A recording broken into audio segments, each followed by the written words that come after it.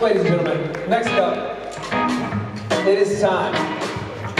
It is time. What is the deal with all these men on the stage? I've had enough of it. Please give it up for the wonderful and lovely Kim Rhodes.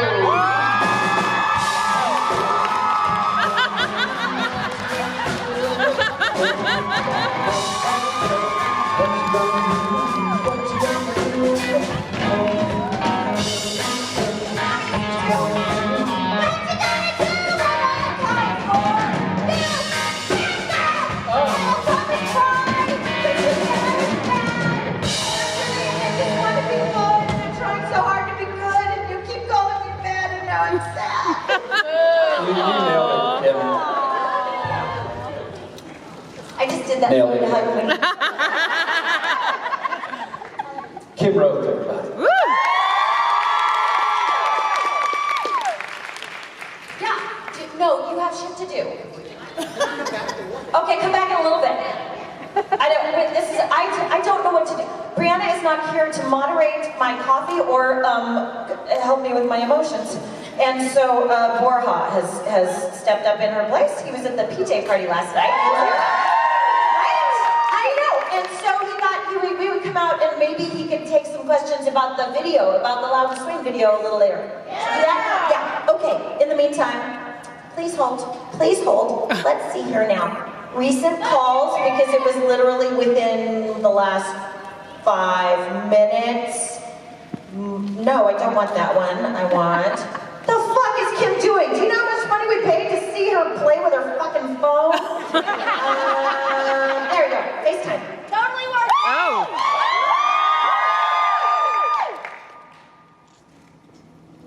She has to answer.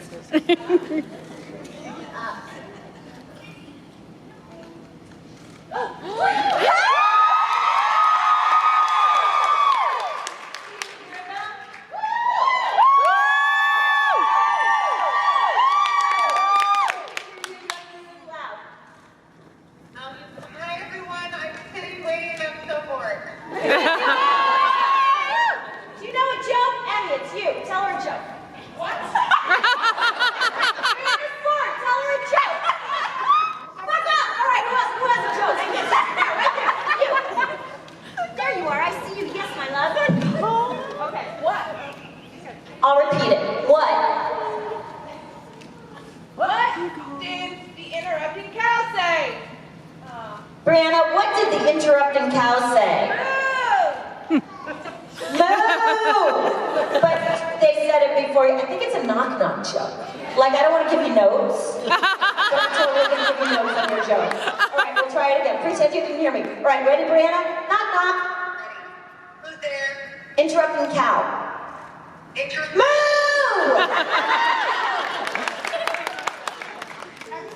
Are you amused now? Thank God. I'm so glad you guys are here. Miss you all. We miss you! We love you, Bree! Love you, Bree. Love you. Love you! Yeah, all right, give her a round of applause. I'm allowed to tell them why you're not here, right? Okay, yeah. She's filming a movie. Woo! All right, go back to work. I love you. I'll call you later. Okay, bye.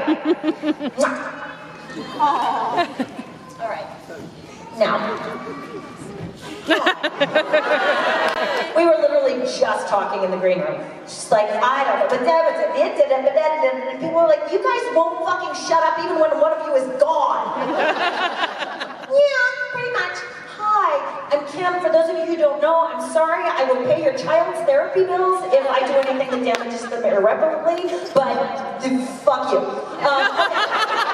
Yes. My question is, if you remember how long it took you to get into makeup for Star Trek Voyager? I sure as fuck do. Okay, the question was, do I remember how long it took me to get into makeup for Star Trek Voyager? I do, because they would call me in that much earlier for the day, and the day started at 7, which meant I was getting to work at 3 o'clock in the morning. Oh. Because it wasn't just one piece of latex, it was many. It was I think 1, 2, 3, 4, 5, I think it was like 6 pieces of latex, maybe 5 pieces of latex, and 9 layers of airbrushing, because he airbrushed on like veins and follicles, and yeah, I was their Emmy nomination for that year. Wow. So, yes, it was a lot of makeup. Totally worth it. If you haven't seen me, I'm really hot as an alien. I was like, can I keep this? I have cheekbones. Very feline cat eyes. Oh, I suppose I could get the cat eyes now, but yeah, it was hot. It was nice. Thank you. Hello, my So I've been wanting to ask you this question for like ever, actually. I don't know why I haven't. Can you tell us some of your favorite stories from working on Kung Fu? My favorite stories from working on Kung Fu. Aside from the fact, okay, one of my favorite stories from working on Kung Fu has nothing to do with Kung Fu. Richard Speight Jr., I don't know if you've heard of him? Yes. So Richard Speight Jr. was directing an episode that I was in on Kung Fu, and so we decided, what the fuck were we gonna do? Wasn't anything exciting. I think we were like walking to Granville Island. He's like, I've never been to Granville Island. I was like, what is wrong with you? So we were walking across the street in Vancouver, and this guy goes, oh my God, I'm so sorry. Oh my God, you're Richard Speight Jr. And he goes, yes, I am. He goes, I'm such a fan of Supernatural. And Richard goes, he goes to gesture, and I do this. With the big, you're on your fucking own smile. And the guy's like, can I have, I'm so sorry, but it would mean so much. Can I have a selfie with you? And he's like, yeah. And I said, I'll take it if you want. He goes, no, selfie's fine. And so he stands there and he's like, man, I'm the biggest Supernatural fan. It's so nice to meet you. He walks away and there's a quiet moment and Richard goes, well, obviously not that big a fan.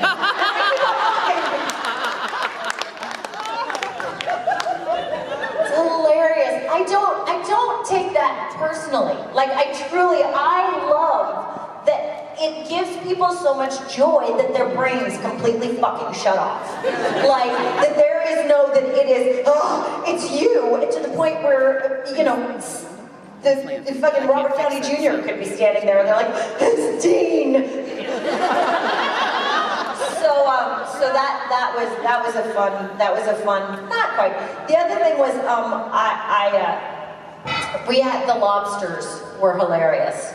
There was a scene where a lobster tank gets broken and then there was lobsters everywhere, and they used live lobsters. And live lobsters have better contracts than I did. Live lobsters have to be on set less, they get spritzed down, they have someone looking out for their health and maintenance all the time. I fall down all the time and all anybody does is laugh at me.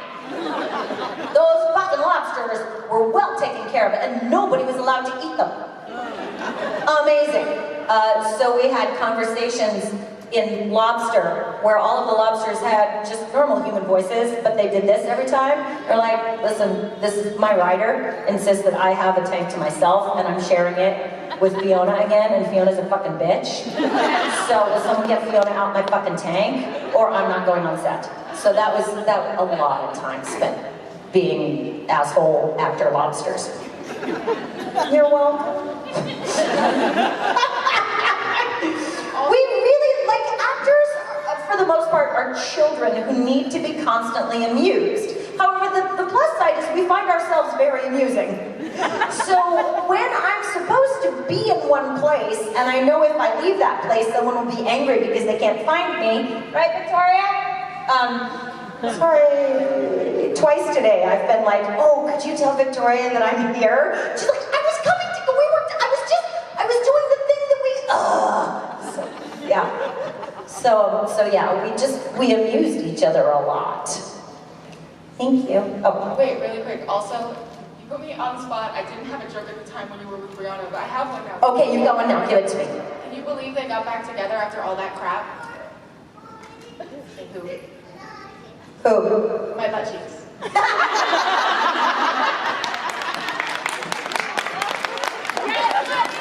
glad that you gave me the prompt though, because I'm, again, neurodivergent brain, I'm like, oh, right, I'm supposed to, there's a thing we do now, right. human brains do the things that make jokes work. Hi, my darling. Hello, Mom. It's your daughter, Carol. Welcome back to Dallas. So my question is, when you were playing Carrie Martin, you weren't a mother yet, so how did you get that maternal instinct to be a good mother on screen for the twins? Oh, it was an awesome combination. The question is, I wasn't a mom yet. Now, let me back that up. I have always been mom. I was mom when I was 16 years old. Like, I just have mom energy, and I always fucking hated it, because I wanted to be scary and sexy and, like, all of the fucking things that I thought were powerful. Thank you for teaching me how powerful it is to love people, by the way. Thank you. So, getting cast as mom, I had been playing moms. She was written that way, so that's not on me. That's definitely on the writers who found ways to find the warmth in the humor. But also, like, fucking impossible not to love those two little guys. Like, they were and continue to be extraordinary humans. Funny and tender and smart and present, and I don't believe in sharing conversations that were private at a level this way, even when they're very, very old. But let's just say that, I mean, my mom died when I was working on that show.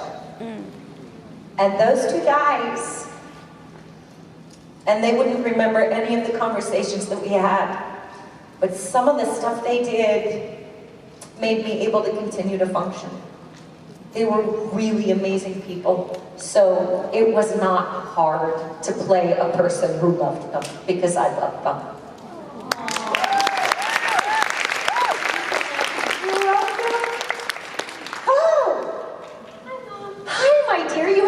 For me. Is this the place for it, or are you just going to ask me a question? No, this is totally the place for it, because pretty much half the people that heard it the first time are here again. So, okay. This is for everybody. Last year you told me, and you reminded me, that it is not my effing job to worry about other people's concerns. I am now the top and the youngest performing stylist in my district. Fuck all the way off! None of you are seeing me do this. I'm not allowed to do this. This is shit. Come here and hug me.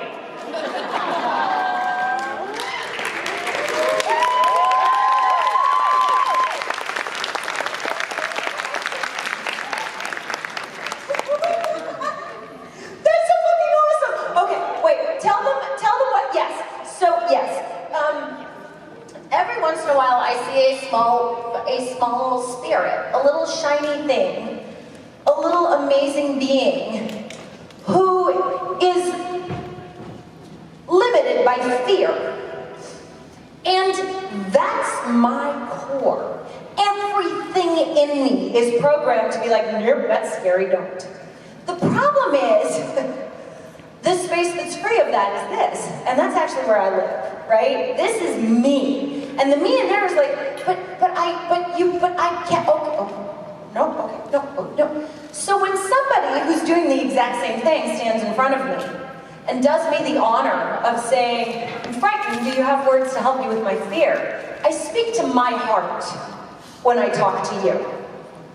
And then when you fucking show up with your heart as big as the goddamn sky, I am reminded why I fucking exist. So thank you. Did you have a question? Did you want to ask us something? My favorite food right now is ice cream. Technically, yes, I do have a question for you, but okay. You needed to hear that.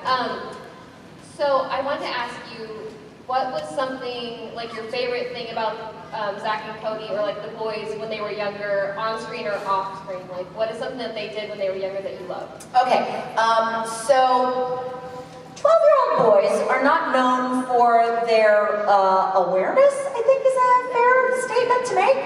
And there's no water up here. I'm gonna steal somebody's water. So we started the show, and they fucked around, like everybody does, right? They fucked around. And I remember, and like the funny crew members would get their attention, and they'd go hang out with the funny crew members, even when they were supposed to be acting. And Phil, played Mr. Mosby, was like, all right, Kim, we gotta, we're the grown-ups here, we gotta act like grown-ups. And I was like, fine, okay. So I was like, guys, let me explain something to you. No matter whose fault it is, you will never get fired. It's your job to take the bullet for your crew. And it's your job to protect your crew. Those two little dudes would step in front of the executive producer and say, no, I did that. That's on me. I did it. There was a script where, because I got pregnant also on the show, well, shit happened while I was doing that show, and they decided to deal with it by making fat jokes at Mom's expense. That was nice. And there was a line that through the entire week, Dylan just kept skipping. He kept skipping. He kept skipping. And finally, in front of an entire audience, they stopped, and the producer screams, Dylan, say the line. And in front of the entire audience, Dylan says, I would never speak to a woman that way. You write a funny line and I'll say it.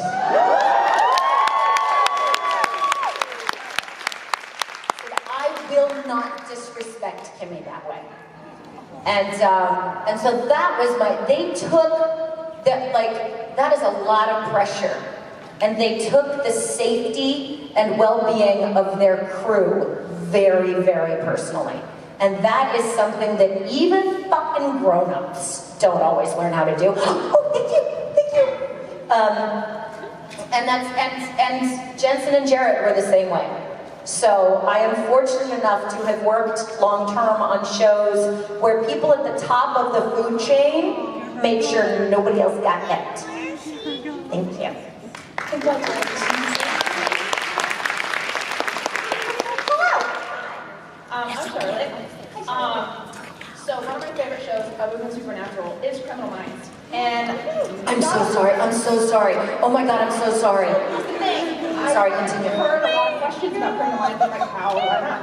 And now I realize it's like character kind of an ass. Hold on a second.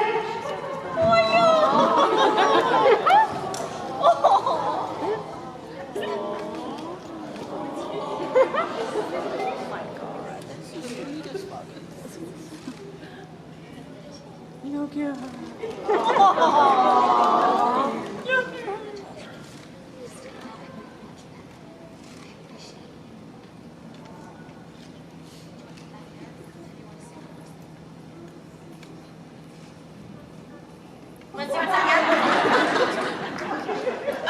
Come on around.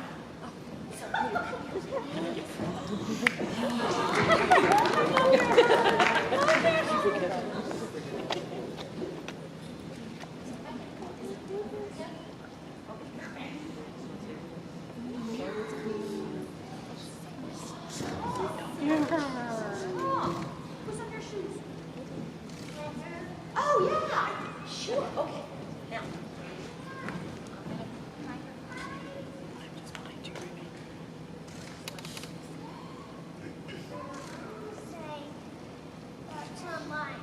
Okay, ready? To mine.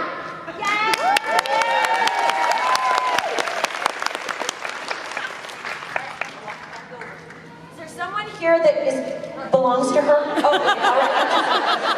I'm just like, I mean, partly out of concern and partly out of she might fit in my pocket.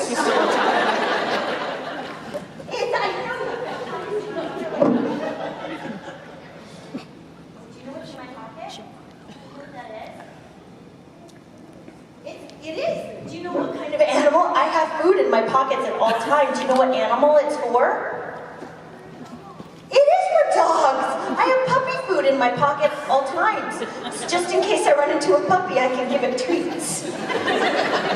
Thank you. I'm gonna go drink my water now. All right, and now, I'm sorry, I needed a dose of pure sugar before I addressed the Criminal Minds Linda Barnes issue. She was horrible. Thank you, Charlotte, for letting me interrupt you.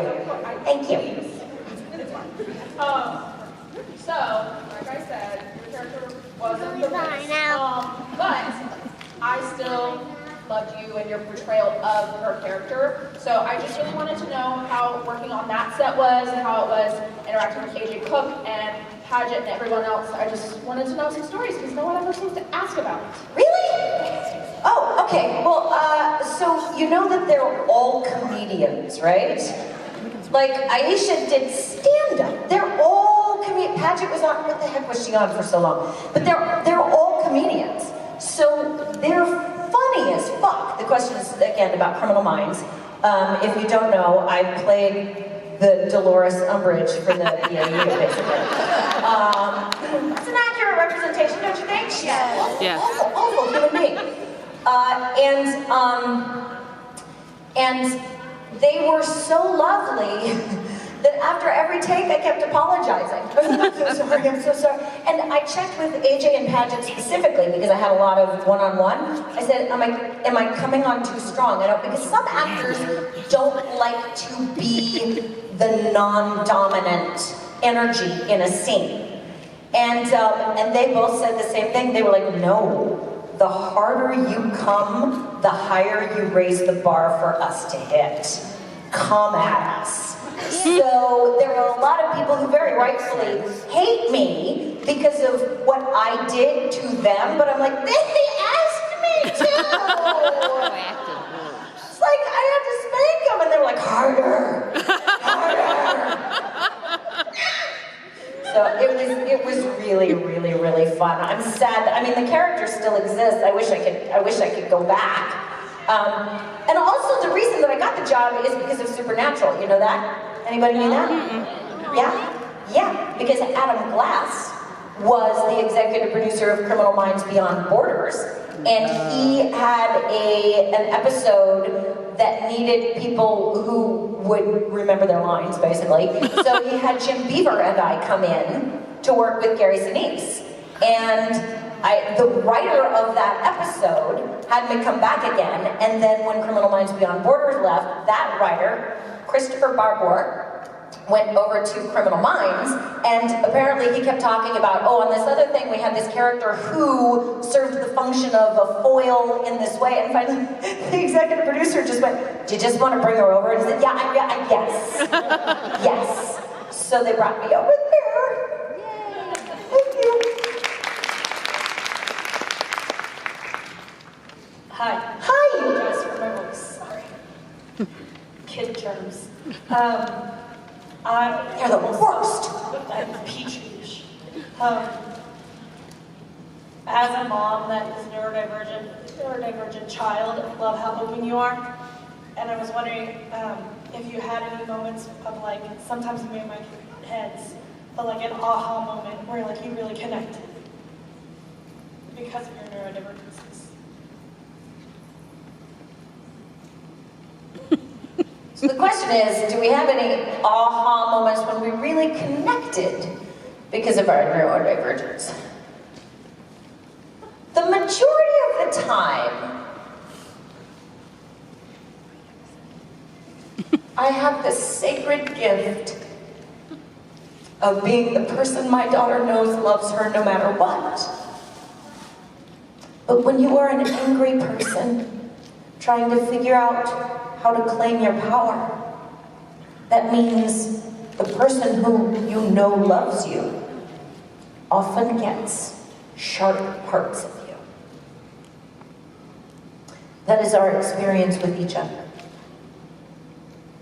So I connect with her when I see the vulnerability, when I see the intention, when I see the anxiety that's been triggered.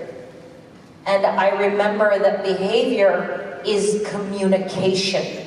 It is not the outcome. The two of us together, like I will say, she'll be like, well, I can't wash my hair, I'm autistic. And I'm like, I am autistic too. And she's like, fuck you, you weren't always. So, I'm like, no, I always was, we just didn't always know it. So we're still navigating the we're both neurodivergent landscape, because she's still processing that her neurodivergence and my neurodivergence manifest very differently.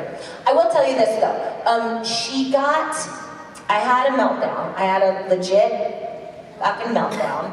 And she was supposed to help me do something. She was gonna come to a funeral with me. And my meltdown sent her, and she was like, I can't go.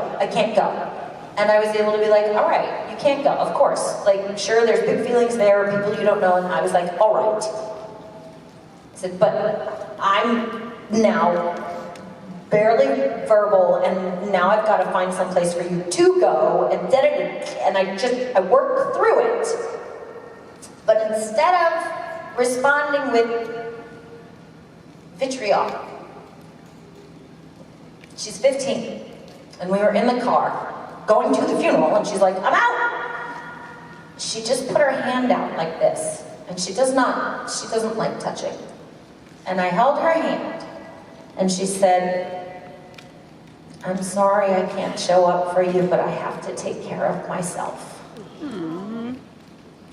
And I said, that is the only thing I want from you in this world.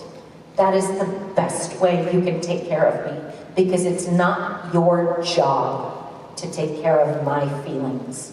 I am proud of you. So that was a big moment. But like in terms of the, yay, we stim over the same things, or we enjoy, if mommy loves it, it can fuck all the way off. In terms of me, how things go. I mean, like, I've got a teenage daughter. No matter what the neurotype is, I have a teenage daughter. So yeah, did that kind of answer? Mine's 6, so I have a little while to go. Oh, you got a little while to go, yes. Yes, and if I'd known, I don't know. If wishes were horses, then we would all ride. I don't know. I'm grateful that I understand, and it does give me a lot more sympathy for her behavior, because I sure as fuck know that my behavior isn't always an accurate representation of my intentions. It's an accurate representation of my anxieties. So, and why not extend the same to her? Thank you. There's also, I realize that there are people in here who have never seen me before. My daughter got an autism diagnosis 15 years ago. I just got an autism and an ADHD, so autism and ADHD, a year and a half ago. So that is why I am speaking on neurodivergence from a first-person experience. So there you go. If you didn't know, now you know. The more you know. Also, why these panels, when Brianna's here to rein me in, tend to be a little more fucking linear. More cussing, though. More cussing. Hi, my love. Hi, my name is Jace. I just wanted to say I loved you on The Sweet Life. I loved you on Supernatural. I hated you on Criminal Minds, but you know, makes sense. I just wanted to know if you had a favorite specific cast member or cast and crew that you've ever worked with throughout your career. Brianna. It's her. Very good. That's like the top 6 options are all Brianna. Like favorite, I have never, let me put it this way. In my life, I worked with, that I remember, so it's been a while, and I had a long career, I worked with one asshole. Everyone else, I have been so lucky to work with people who were present, who wanted the best for the show, and who understood that what's best for the show means lifting, you know, rising tide brings all boats. So I have worked with generous, charming, lovely human beings, and a couple of dogs that were, by and large, I've been really, really fortunate in my career. So Kate Mulgrew was amazing. She comes to mind just because we were talking about that. Everyone on Sweet Life were amazing. There's not an atom involved with Supernatural that was less than felt like my birthday when I was on that set. Yeah, they're just, I mean, I don't know, yeah. No, I did work with a director once that was an asshole too. He was an asshole. So I worked with one actor once and one director once. And other than that, we've just all been, I've been really lucky. Well, thank you. Thank you. Is there one that you wish I'd said? How about that? No. Okay, all right, that's okay, because sometimes people are like, Matthew Gray Kugler. Please tell me that he's your favorite. And I'm like, he's kind of, do you want my Matthew Gray Kugler? Yeah. Did I say that right? Yes. Okay, so the first time I met him, I'm walking on, so the trailers are over here, and the studio's over there, and it's my first, I don't know anybody, I'm just trying not to get in trouble. That's really my primary function on a set that I'm not a part of. So I'm walking, my pants are gonna fall down if I leave my phone in my pocket. That is a very different show. You'll have to pop up a little more money for that. Or less, maybe I owe you a refund, I don't know. Gravity has not been kind to this ass. So I'm walking, here's the trailers, and there's the trailers. I gotta get it right in my mind. Trailers, set, and I'm just walking over here, and all of a sudden, a door slams open. Like, full on slams open, and he goes, "You!" And I assume he's not speaking to me, because who would, and I did this. Yeah. There's just a wall behind me. It's just him. It's me. He comes down and he's carrying a blazer. And he comes down and he goes, "Is this blue or black?" "Oh, you're my people. Yeah, fuck yeah." I don't know, get in the sunlight. He goes, "Sunlight?" I'm like, "Yeah, sunlight." And we both step back a few things. We both look at it and he goes, "It's fucking blue, isn't it?" I'm like, "It's blue." I don't know if he cussed in my heart. He goes, "Hey, it's blue." He goes, "Oh, they told me it was black." I said, "It should always be black." He goes, "It should always be black." And that was the longest interaction we ever had, and I love him passionately and eternally for it.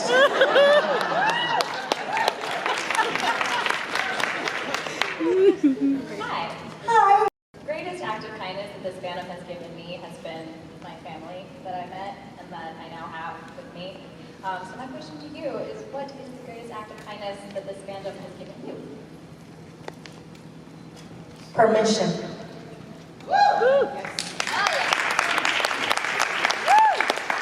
I think there is so much, the illusion of power behind telling someone else who they are is rampant in this world right now. And I think one of the biggest acts of courage is to tell someone else who I am. I didn't live a life when I was able to do that. And I stepped into this fandom that taught me about what it looks like when someone claims their own heart, when someone claims how they love, when someone claims the body they live in, when someone claims their truth in an environment where truth is permitted. And it inspired me to find ways to create that in the rest of the fucking world, for myself and for others. So I would say permission is my final answer.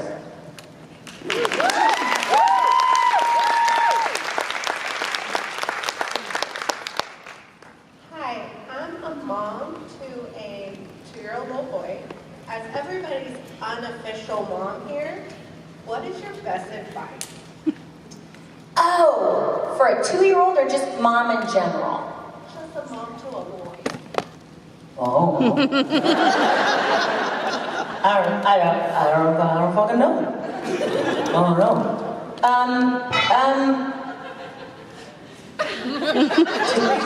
Did you hear that? Yeah. Okay, that wasn't just in my head? No. No. Awesome. That's not the first. Are you all okay back there? No. That sounded like it hurt. There was a metallic noise and a cranium noise. It's the floor. It's the floor. Okay, all right, thank God. All right, mom advice. You know what, like honestly, my best advice would be tell people who want to give you advice to fuck all the way off. I did my own research. I've been continuing to do my own research. One of the biggest challenges I had was acknowledging when my ego is involved with what I want from my child. Like, my ego is the one that wants her to do what I tell her to do. If there's actually a safety reason or a logic reason or a life reason, then my ego isn't present. my heart is like, the stove is hot, it's gonna hurt if you touch it. I'm not, like, I don't give a fuck if you obey me. But there's other things where I'm like, oh, don't make that noise in public, because I'll look bad, was really what was going on in my head. So, learning to separate my child's experience from my identity was really one of the best ways I learned to show up for my child and see her and learn to see her for who she is, as opposed to what her experience will make people think about me. Somebody actually called me out on that once. They were like, who are you parenting for? Your child, or what you think that stranger thinks of you? And I was like, oh, fuck. You're right. So that would be my advice, is just recognize when your ego's tossing in a little bit of fear to spice shit up. Because you don't need that. You're doing shit right. You got this. That kid picked you. That kid picked perfectly. You got this. And you know what? Any bit of advice that comes from anybody else comes from parents of people who aren't your kid. So fuck that. You got this. Do the education, trust your heart. You're doing perfect. Go team. Hi. I'm just really jazzed to be here. Woo! It's all right. I actually have 2 questions. One serious, one kind of a joke. Okay, it is all right. Was that the first question? That was the serious one. It is all right. So, you know... Start with the serious. Everyone knows that, I believe it was Cole Sprouse, who's Jughead in Riverdale. Yes. And Supernatural and Riverdale are both under the CW. Was there ever any talks about a small cameo by one of you in each other's show? There's a lot of fucking talk, most of them me. I don't know if you know this, but I actually had an entire show that the CW said no to. No. They didn't. I kept talking to him about it, and I even knew how it was gonna go. I would play a cop, he would play a teenager. We would just be together, and we'd have a moment when we went, that's it. That would be our reunion. It's just a, do I know it? Huh, that's weird. Okay, anyway, I would love that. But no, I didn't. I even petitioned to play his actual mom and couldn't get an audition. I know. Rude. Where were you? Why weren't you leading that online? Okay, sorry. Was that the serious question? Yes, it was. Oh, thank God. Okay. What's the ridiculous question? I've never seen Riverdale, so I'm just under Supernatural. Okay. But has anyone ever asked you if you were the teacher in the first Harry Potter movie? Yes, all the time. When I had my spiky hair, the Quidditch teacher. Yeah. Oh fuck yeah, she was awesome. I even tried to do a voice double for her for a video game, and I was like, I don't know if you know how voices work, but they have nothing to do with the hairstyle. But thank you, yes. Yeah, no, I used to get that all the time. They're like, but isn't that Zach and Cody's mom? Like, no, but thank you. I wish it were. That would have been fun. And also, profitable. Hi, I'm Vera. What is the hardest part of working with Sam and Dean on their hunts as a cop? Hold on, I'm translating that. Nope, I need more information. When you say hardest part, are you asking me to answer as Jody, or are you asking Kim's personality of the acting experience? You could do both. They're both something. Oh, I can't. No, I can't. You just met my brain. Just send me down one path. Don't ask me to that. There's no nuance in me at all. So do you want to know for Jody what is the most difficult part of hunting with Sam and Dean? For Jody, yeah. I think this is one of the things I love the most about her, is her deep visceral experience and awareness of how painful it is to lose someone who dies, and her willingness to keep going because the job has to fucking get done. So, I think she deeply loves both Sam and Dean, and her worst fear when she's on a hunt is that she would see that she would hold one of their bodies. And she still went. So to me, that's courage and true love. So yeah, faith that the love will exist longer than the body is a lot of faith. So, thank you. Did that answer the question? Yeah, pretty much. Okay, good. Yay. Thank you. Hi, Kim. In one of your recent TikTok videos, you were with your chicken, who isn't the nicest. He's my borrowed chicken. I volunteer at a rescue now, so I get to leave him at work. Yeah. And they had like some kind of chicken hack where you flipped him over and it was supposed to see if he was going to be nice to you. Did it make him nice to you? You never told us. Oh yeah, no. You gotta look at all the TikToks. So he did, all right, so, oh my God, TikTok. I fucking love TikTok, I can't believe it, it's great. I've learned so much about possible side hustles. I've learned so much about humanity, and I've learned a lot about barnyard animals. And about the incredibly passionate arguments that go on around how you treat barnyard animals. Absolutely, go passion. So, the chicken in question is about this big. He's a rooster. He's a silky, which means he looks a bit like a troll doll, all white. And he wants to murder me. So the TikTok hack was you turn them on their backs. Well, first of all, I was like, you catch the chicken wants to kill me. I have gotten to the point now where I'm willing to handle him without gloves. Go me. He's taking it slow. He's playing it cool. So you turn the chicken on their back, and then you swing them. And then you sing to them. You don't have to, that's not part of it, I just do. Because it seems like a chicken would like to be sung to. So you swing them slowly, and their little feet stretch out, and it's called, they're submitting to you. And then you get them down on the ground, and you just calmly, and you leave them, and then you leave them submitted, and then you turn them back over and they walk away, and they're magically healed of any need to kill you. That has not been the case. What's more is that people were like, don't turn the chicken upside down, it's bad for their lungs, their brains blow up. And I'm like, I think you're confusing it with people who actually used to hold them by the feet and turn them upside down. That will also calm your fucking chicken down. Probably. I did not try that. That seems like it would blow the chicken's brain out. I did not try that. But I also am aware when I am not educated enough to make a decision on another creature's life, so I just stopped doing it. I don't know if it's okay or not. Now what I'm doing is every time the chicken comes at me, I immediately stop what I'm doing, and I do this. Oh, you want cuddle? You want cuddle? No, come here, you're gonna cuddle. You're gonna cuddle with me. And he's like, fuck yeah, fucking kill you! I hate you! You're gonna...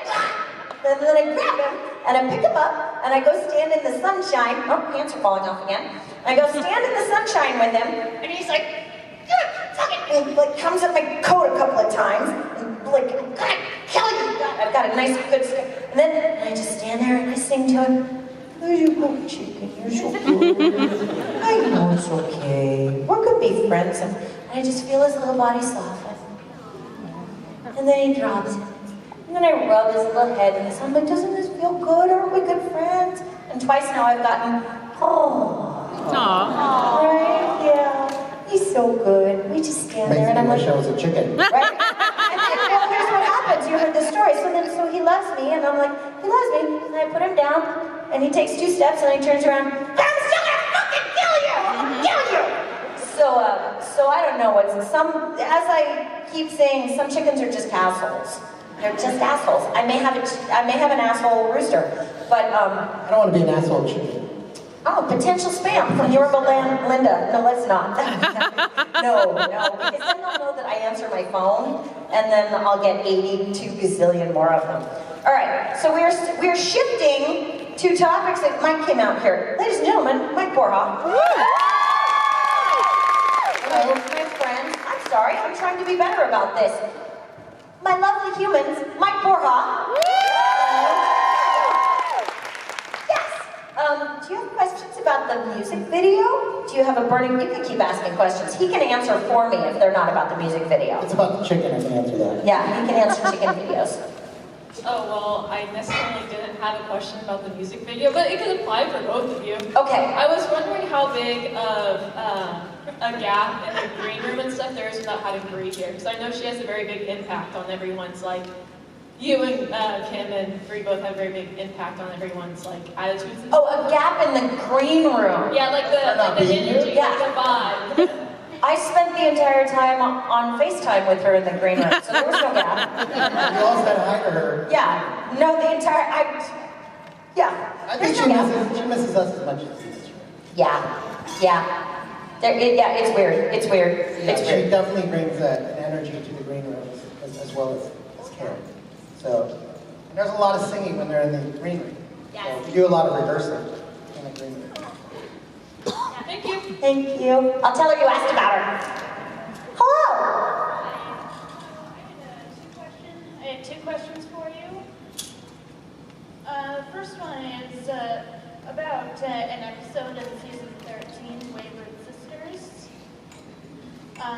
So after that episode, there was stuff going around online about, you know, a new show, potentially a new show. Like, I was just wondering, was all that stuff just teasers, or was... Oh, I love, right. So I forget that there's people that are new to the fandom. No, that was an actual pilot. So the way television works is they get all their scripts, and they read their scripts, and they're like, yeah, okay, we'll give these 5 scripts money to make a pilot, which means just a tiny little encapsulation of what the show would be. Now, usually, you don't see those pilots because they aren't shows that are already on the air. But Wayward Sisters was actually a pilot that was going to go be its own show. The CW did not pick it up, so it never moved on. So that's all. I know, it's going very well for them now, though, don't you think? They're lost. They're lost. I'm smiling and Schadenfreude right now. Could there be a chance of that getting picked up in like Netflix or? No, because there's a finite amount of time you can pick something up. They could rework it. Who knows? Write a letter. Bring it to Netflix. Get on Twitter, everybody. Yeah. I'd come back. I'd shave my head again. Fuck yeah. Yeah. I'd try to undo the damage gravity's done to my ass. Although I love your beautiful. Yeah. Jody. Yeah, I think there's all sorts of fun things that are still possible. But yes, that was indeed supposed to be, it was a pilot. It was not chosen to go forward. It's like we made the semifinals, but we didn't go all the way to the championships. That said, you all also know the reason they made it, right? No. People are saying no? No. It's because of you! You did that! You did, never in the history of fucking ever has a television thing, what's it called? It's a network, said, oh God, just make the fucking show so they shut the fuck up. That's why it was there, because you kept asking for it. You're like, make the girls and Wayward Sisters do the thing. So I don't know, go be noisy again. I'll make it somewhere. Put it on YouTube. Now you got a new set of fans to do the work? Yes! Yes! So thank you for that. So get on the Twittergram. Yeah. The Twitter. I don't know what they listen to anymore. I'm cleaning goat poop. What the fuck do I know? Hello. How you doing? So my name's Hannah. This is my first convention. I waited 2 years to get here because of COVID, so I'm finally here. So my question is, on the episode where Jody was sitting with her daughters and Sam and me, and they started talking about one of the girls having relations. Oh yes, the sex talk. Dinner, yes. How many times did you guys have to shoot that scene? So many fucking times. So many fucking times. I should put it on Instagram someday. I have a picture on my phone of Jensen's hands as he sculpted the mashed potatoes. Like, it was the amount of effort that went into not laughing was possibly the hardest I've ever worked in my entire life. Yes. Yeah. What did you do with the mashed potatoes? He was sculpting. There was asparagus and mashed potatoes. What did you think Jensen was going to do? Like snowman? Ish. Post it. They are his hands. I will ask for his permission. He better say yes. Just pixelate his hand.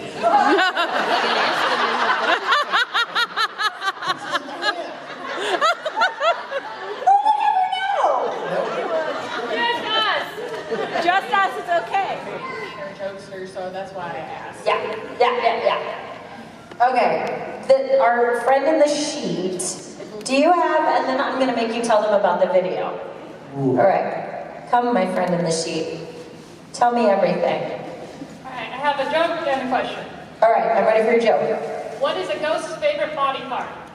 What? Boobies. That's one of my favorite body parts too. It's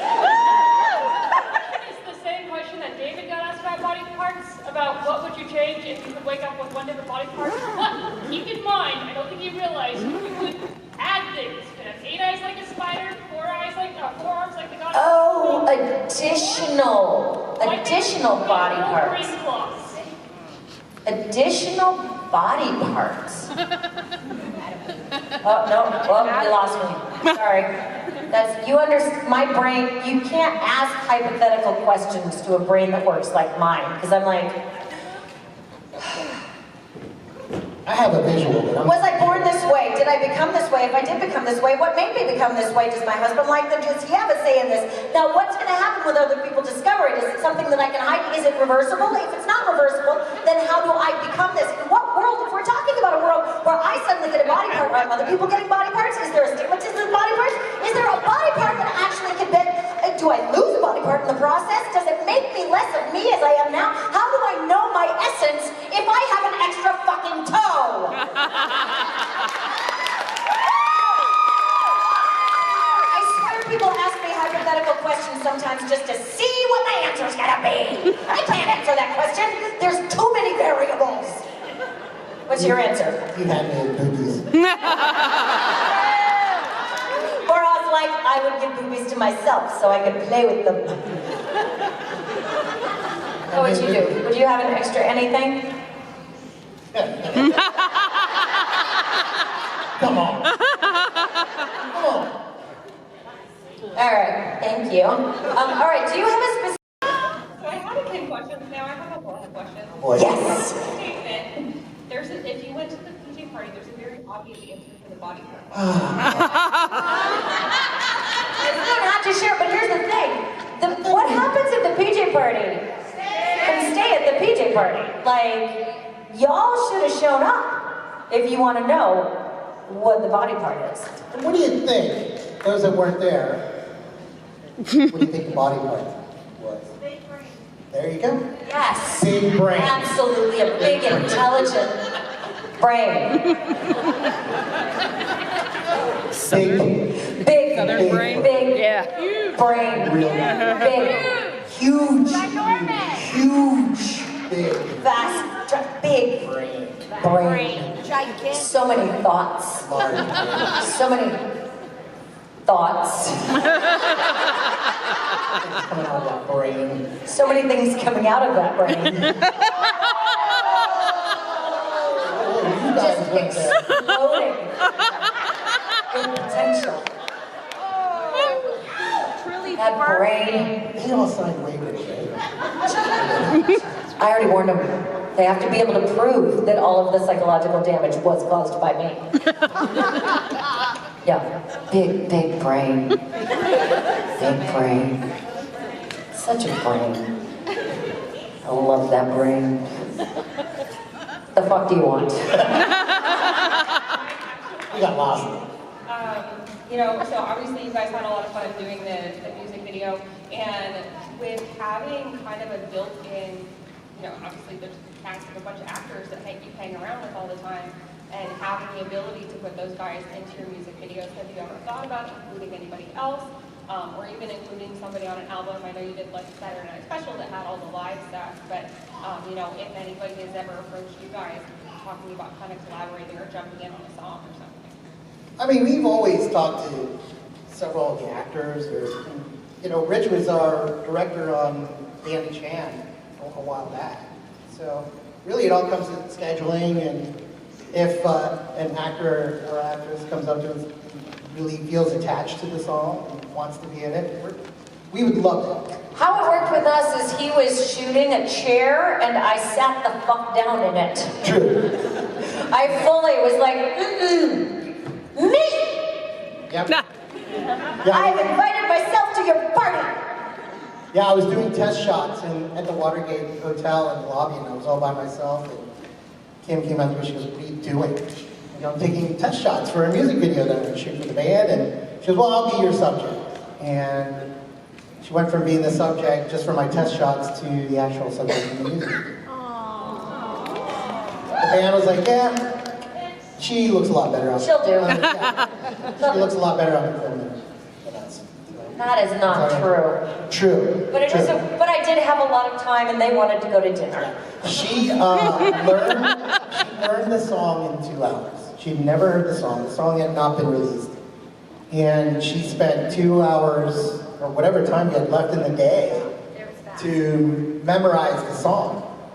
And when we filmed it, we had to film it in the lobby, but we couldn't have a speaker. So she had one AirPod in her ear, and I had the other AirPod in the other ear. She was lip syncing the whole thing, and we looked like crazy people. For a change. For a change, yeah. For a change. And we shot it all in about an hour and a half. Yeah. Awesome. Yep. Oh, tell them about the elevator. Tell them about the elevator. The elevator was a good one. Fucking funny. Yeah. So we were in. There's a scene there where we filmed in the elevator, and when we got in the elevator, we pushed all the buttons, so we didn't have enough time to get in there. Unfortunately, I think it was on the second level. The wait staff came in, and they had to take drinks up to the top level where the bar was. So.